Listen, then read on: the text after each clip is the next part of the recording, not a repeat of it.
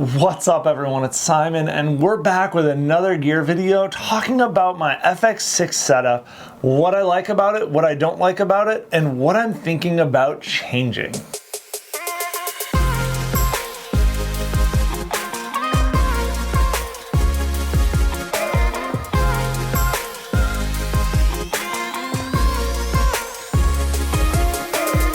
So if you've been following for any length of time, you know that the FX6 is my workhorse video camera. I had the FS5 literally from the month it was released until the FX6 was released and I was able to get my hands on one.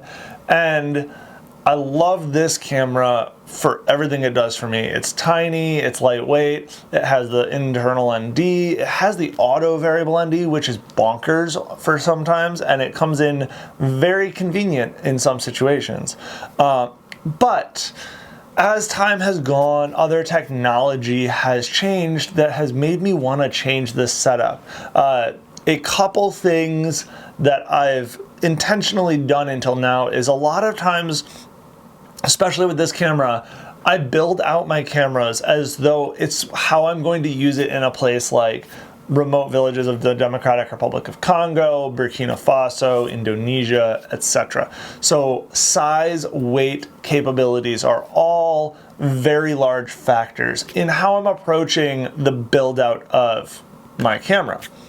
That being said, technology has changed to where making modifications that I used to say were never going to happen are now plausible because stuff has shrunk in size but still has the capabilities.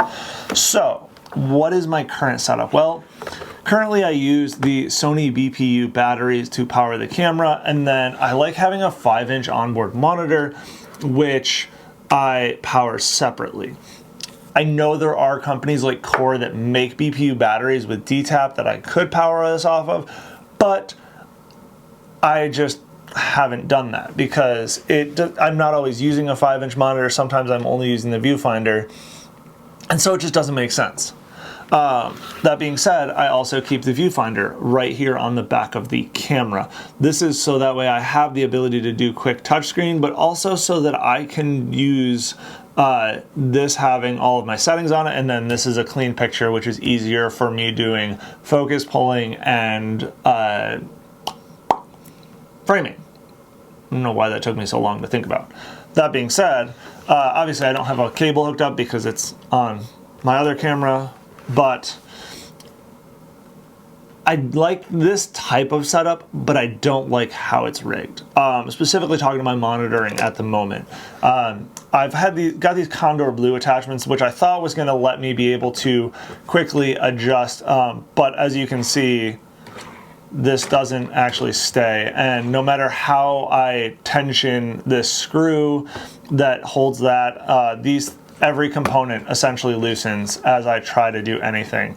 And I don't know if it's a bad one from Condor Blue or it's just a faulty design. I've not been able to have success with this. It's really annoying, and I thought it would give me real easy, flexible adjustments, but it doesn't. And so this whole contraption is one thing I want to change. I also want to change out the monitor. Right now I'm using a cheaper OC monitor, which was only like $150, which was great for the money and it does the job, but it's not really bright enough. And recently on a job, I was using a Small HD Cine 5, which was not available at the time when I purchased this. That is 2000 nit brightness.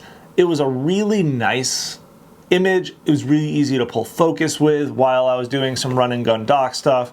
And I really think a brighter monitor makes sense. And I've talked to OC about, are they making a 5-inch version of their T7, which is their ultra bright and SDI capable monitor, and I was told yes.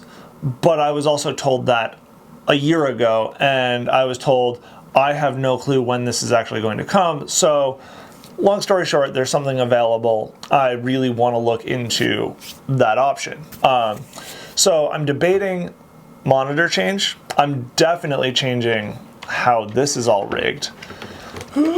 So that is big change number one that is going to happen.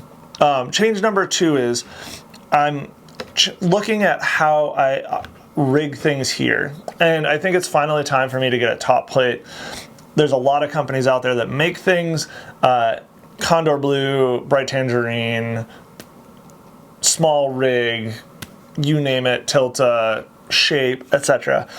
And for all the companies that make things, I honestly have been debating the Bright Tangerine one because they have a quality product, their R&D stands behind it, and they use quality metals, so I know it's going to last.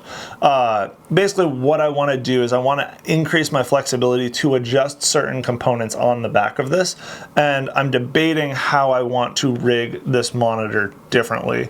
I like the position of it, but I don't know if there's a way that I can make my life a little easier. Want to evaluate my options, and so that is my other change as far as like rigging. And then the last one is power. So if I do switch to the small HD Cine 5, which I'll be honest, after using the Cine 5 in bright sunlight for an entire week, probably will happen. I don't want to have to put batteries on the monitor anymore because it creates a like front heavy situation. And so I would much rather have that powered off of DTAP, which currently I do not have DTAP BTU batteries, or BPU batteries, sorry. I'm debating honestly just going to gold mounts or V mounts. I'm still debating between the two. They both have their pros and cons, but gold mounts are more regularly used where I'm based in Salt Lake City, so that's kind of why I'm leaning towards gold mounts over V mounts. That being said, that means I'm going to have to put a plate on the back of this, which obviously I would use the smaller BPU battery as a secondary, but that would drastically change this portion of things.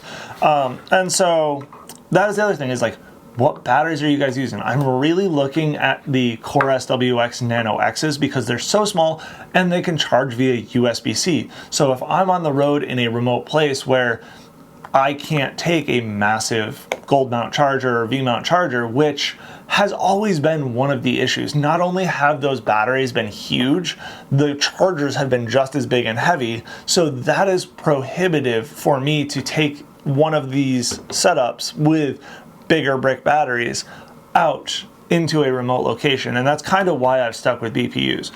But the new batteries are so tiny that it almost makes it worth it to switch to those batteries.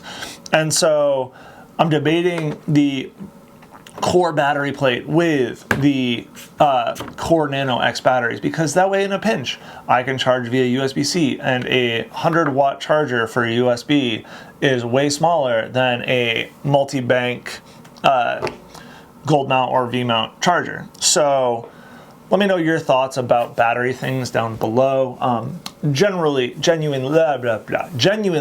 interested in people's thoughts on this as I try to build out a better run and gun dock rig.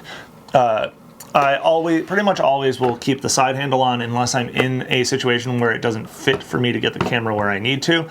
And then I have my own prototype microphone spot that I am able to do exactly what I want, which eliminates the original microphone holder, which is one of my biggest pain points with every Sony cinema camera.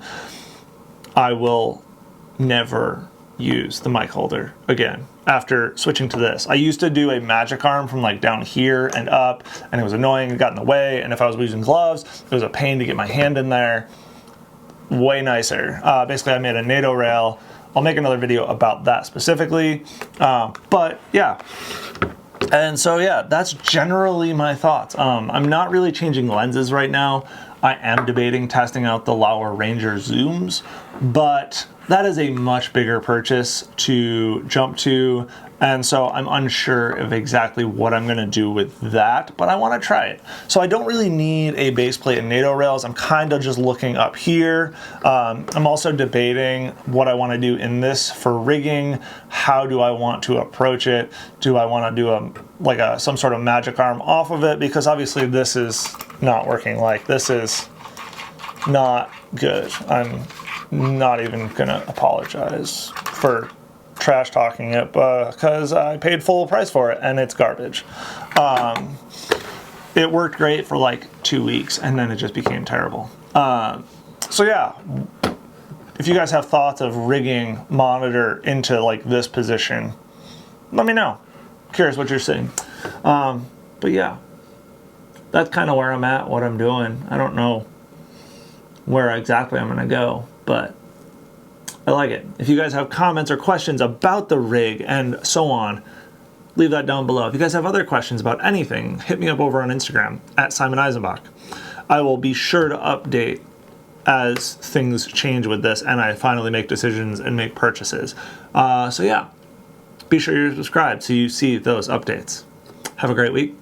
See you guys next time.